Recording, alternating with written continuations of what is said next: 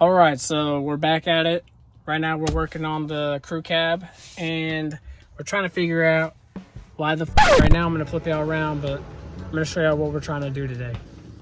So today I'm gonna be installing a bunch of sound deadener like I did on the doors, and I'm gonna start running wires for a system. To do that, you gotta take out these back seats, and these bolts need to come out. So these, I'm a cheap ass, I don't have any deep sockets, but I will probably in the future. Been saying that for the past 3 years, but whatever. So I'm gonna be using a wrench and just a regular ratchet. So you see all these holes and everything that they drilled into the cab.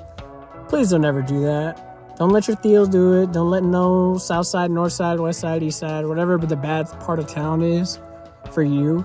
Don't let them do this crap, because this is gonna start to rust out and it's not gonna be a good time. So I'm gonna go ahead, take the seats out. That's the first step.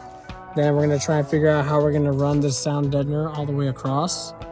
Once we do that, then we can figure out how we're gonna run the wiring. It's gonna be over a course of a few days. Tomorrow I work, so the following day I'll probably be able to do it and finish it up. But it should be a super easy job. I'm actually not even gonna be like, the system is just gonna be wired, ready to be plug and play, but I'm actually not gonna be able to even hear it because of the radio that's in my truck right now. And I'm not gonna buy the adapters or anything. I just wanna have this system put in so that it stops being in my shed that I have and just clear up some space. So first things first, taking out the seats, and I'm actually not gonna completely take them out of the truck. I'm just gonna move them forward, so towards this seat like you're seeing here, and leave them in the cab. This is what we're working with. So this is where your factory amp will actually be bolted onto.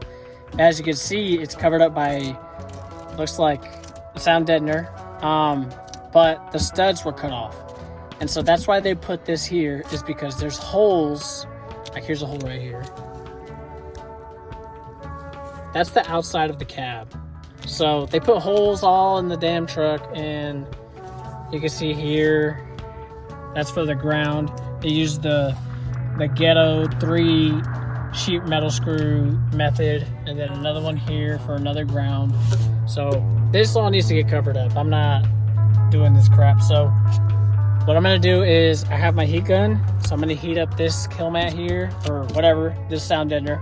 And once I remove this, I'm gonna figure out how I'm gonna lay out the new sound deadener, try to make it look clean all of this up, and then that way it can cover up all the holes, hopefully make it waterproof as well. And then from there, we can figure out how we're gonna mount the amp and everything. I haven't decided. I also need to check how I'm gonna do it, but I haven't decided if I'm gonna have the amps mounted here, or if it's possible, if I'm able to just have them resting maybe up here, because the amps aren't big. The amp, I only have one amp. The amp isn't that big, and I know the box has to fit somewhere over here. So honestly, if I'm able, I might even just have the amp sitting down right here and just Velcro it to the carpet, which I've done in the last truck, and it should be good. So that's the plan I'm thinking about right now. The only part I'm gonna be utilizing or try to figure out is keeping this as a ground, and I'm gonna have to sand it down again. But I'm gonna drill a hole, do a bolt nut method. That way, whenever I do install the amp and everything, it's a secure connection, and I don't have to worry about if coming off, or if something happens, the truck starts like a hard hit, I don't know. But that way I have a secure method for the ground. So that's the only thing we're gonna be utilizing from this, and I'm gonna drill a hole in the middle to make it look not as ghetto. Or actually, I'm probably gonna drill like one of these holes out, because that's not a lot of metal that's gonna be left over if I do in the middle. So yeah, but this is what we're working with. This is how it looks whenever you have the seats out. So they cut all this off. This is usually covered by like a carpet, or I guess insulation or something, but you know, kind of have it where I got that off. That was a pain in the ass. So definitely, if you're trying to remove some sound deadener, use heat if you have a heat gun, or wait till the truck gets really hot, and it should make it easier. Right now we're getting into the fall time, so we don't have as much heat as we used to. But this is kind of how I'm thinking about mounting the amp. So it's kind of perfect. So this is where the seatbelt bracket is, and right here it has a split, and it actually fits perfectly inside that split, and it will clear the brackets for the seats, it looks like. And then right here will also clear. So you'll see here, this is whenever the seat comes fully down, it sits right there, and then 2 right here, which is the other 2. That's those 2, and then that's these 2. So it should clear that. Should just have enough space for the RCAs to clear. And I really think that's it. That's all. And what I'm talking about with the Velcro, so I already did that on the old truck. I just had that one on there. So what I'm gonna do is most likely buy some more Velcro strips and then have them actually mounted onto the carpet. That way the amp won't be flying around, flopping around. As much as I can lift the carpet, roll it back, I'm gonna put some sound deadener, and I'll go ahead and start working on all of this over here. So that's how it's looking. That's the plan so far. Have enough space or length for the ground to work. The only thing I am worried about is the power. That one's gonna have to be extremely long, so I don't know if I'm gonna have to buy another one or if mine is gonna end up being long enough, but we're gonna see. So I'm quickly losing light, but right now this is how I'm gonna leave it. So I went ahead and just sanded this down. I used a drill with a wire brush on it and just got it down to bare metal more because it was starting to rust over. And then I went ahead and just did this whole back wall. Now it ain't perfect, but I'm not gonna tell you where I messed up. If y'all can tell. I think this is good enough. It's way better than how it was, and it'll cover up a lot of those holes. So I'm gonna pick everything up. So I went ahead and decided to run the power wire just to see if it would reach. And this is like a half-ass install on the power wire, but it looks like it will reach. It'll run all the way through the cab. I might lose a little bit of length, but this is it maxed out. And then on the actual battery, it has, well, if I could figure out where it went. So this is the battery, and it has so much slack just for the other side, but this side is cut. So I'm not gonna have enough to, I can't pull any more towards the inside. This is the fuse block. I don't know if I can see it. But anyways, the fuse block is right there at the very edge, so I can't move it anymore. But this is plenty to hook up to the battery right there. So I'm gonna leave that like how it is. I'm gonna try and run that real quickly. I'm gonna run it through all this crap going on. And this is actually where they ran the old one. But I think it was just this grommet here that they popped it open. Either that or he drilled a hole, I'm not sure. But this is the grommet that I'm gonna be putting back onto it. And now I'm just gonna have to pop all these off real quickly. Run it through the side. And then I'm hoping and praying that it clears. So, we'll see.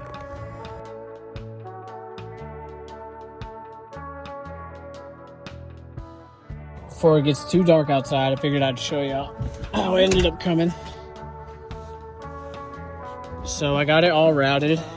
As you can see, I went ahead, I have a small SCAR amp, so that's the SCAR amp right there. Towards that back area, you can't really see it. I don't have my flash on, but that's the epicenter. So you just plug it into it.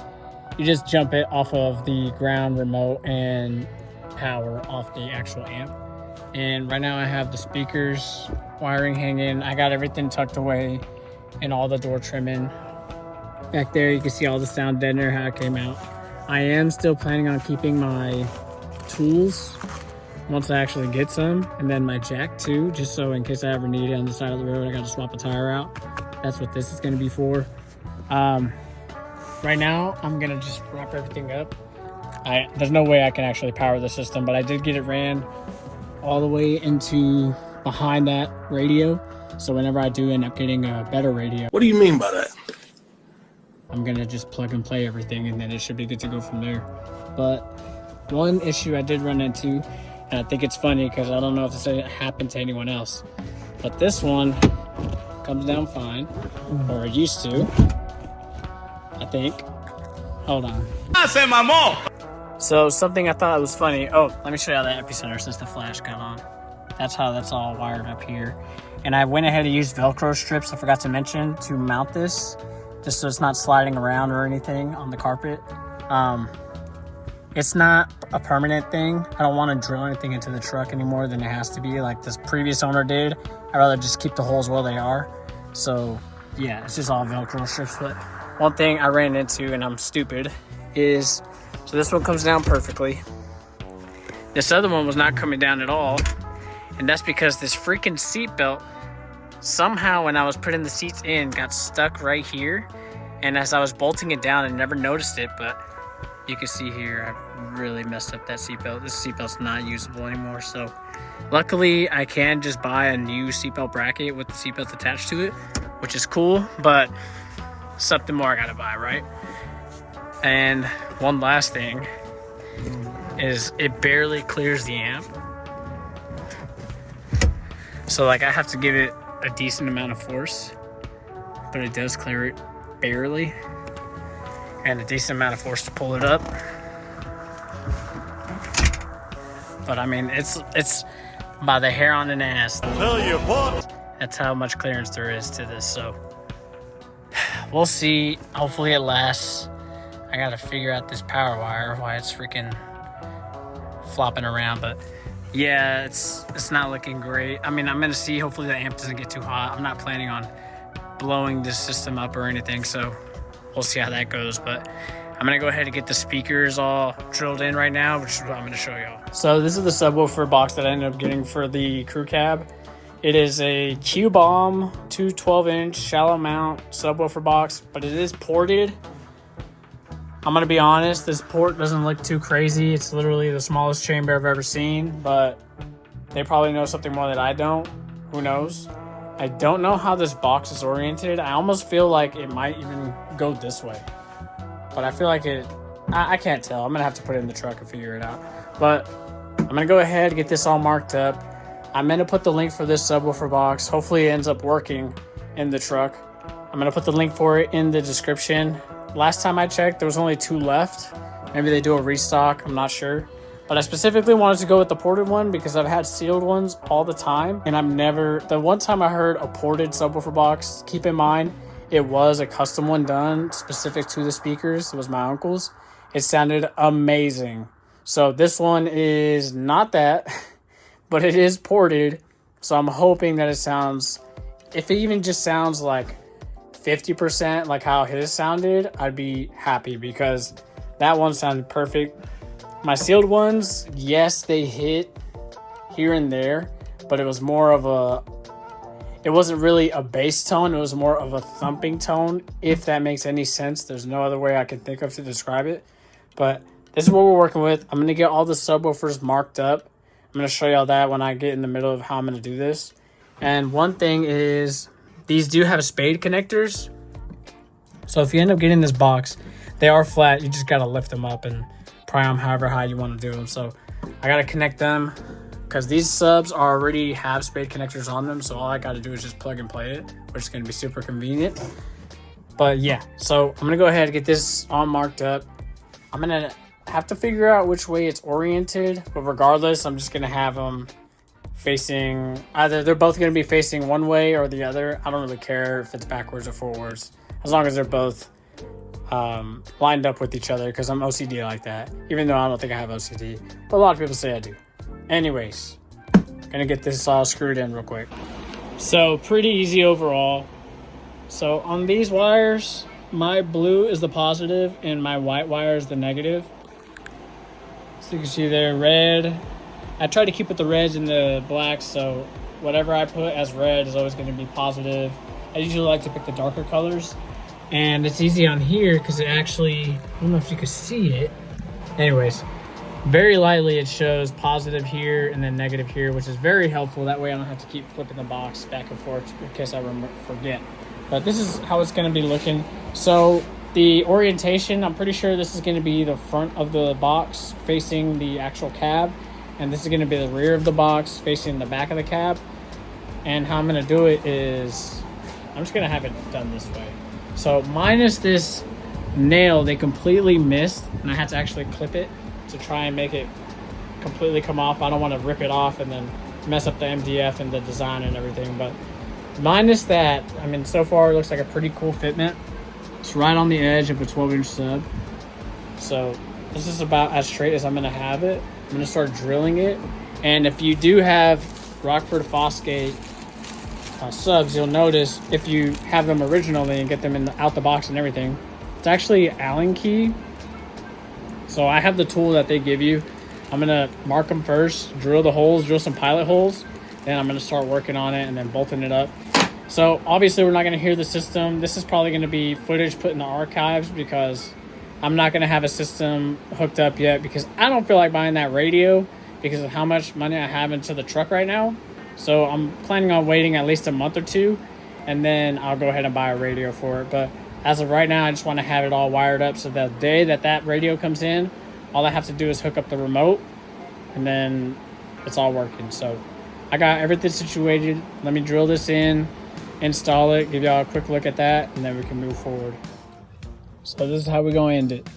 So it in fact does not go the way I was telling y'all I went. This is just extra wire. I went ahead and got it to the length to where if I ever have to disconnect it, I could just flip it up. I didn't want to do it to when it was laying flat. That way it wasn't a pain in the ass if I ever had to take the subs out. So it lays down this way, and it's supposed to clear the seatbelts right here.